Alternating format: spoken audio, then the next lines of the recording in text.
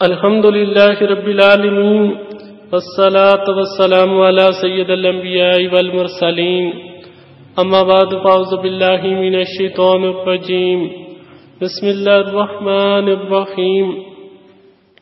حضرت امام محمد باقر رضی اللہ تعالیٰ عنہ روایت ہے کہ جب کچھ رات گزر جاتی اور آپ اور ادوائے وغیرہ سے فارغ ہو جاتے تو آپ یہ مناجات بآواز بلند کہتے، یا الہی یا سیدی، اب رات ہو گئی ہے، بادشاہوں کی بادشاہی ختم ہو چکی ہے، آسمان پر ستارے چمک رہے ہیں، خلق خدا نیند میں مشغول ہے اور گمسم ہو گئی ہے، لوگوں کی آوازیں ختم ہو گئی ہیں اور ان کی آنکھیں بند ہو گئی ہیں، امیروں کے دروازوں پر لوگوں کے مجمع باقی نہیں رہے، سلاطین بنو امیہ آرام میں ہیں، ان کے دروازے بند ہو گئے ہیں اور ان پر پہرے دار کھڑے پہرا دے رہے ہیں اور تمام عاجز مند لوگ اپنے گھروں کو چلے گئے ہیں، لیکن بار خدایا تو زندہ پائندہ ہے اور تو غنودگی اور نیند سے پاک ہے۔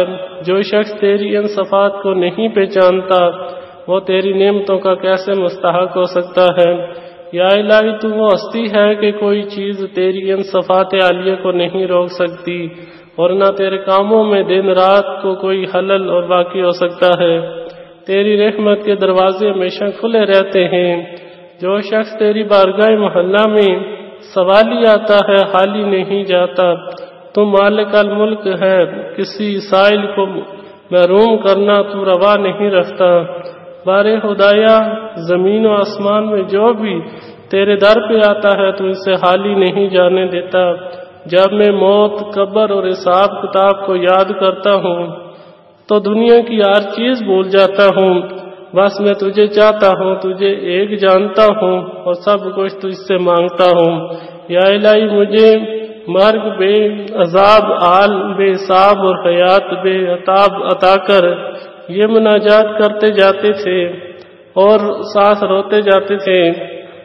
راوی کہتا ہے کہ ایک دن میں نے آپ رضی اللہ تعالی عنہ سے دریافت کیا کہ یا سیدی، آپ اس قدر کیوں روتے ہیں اور آو بکا کرتے رہتے ہیں؟ فرمایا کہ حضرت یعقوب علیہ السلام کا ایک یوسف علیہ السلام گم ہو گئے تھے اور وہ اس قدر روئے کہ بینائی جاتی رہی اور آنکھیں سفید ہو گئی، اور میں اپنے والد ماجد سمیت 18 عزیز کھو بیٹھا ہوں، کیا میرے لیے یہ گرہی کرنا اور آو بکا میں مشغول ہونے کا کوئی جواز نہیں ہے؟ اللہ تعالی ہمیں دین کی باتوں کو صحیح سمجھنے کی توفیق عطا فرمائے، آمین بجائے النبی الامین صلی اللہ تعالی علیہ وسلم۔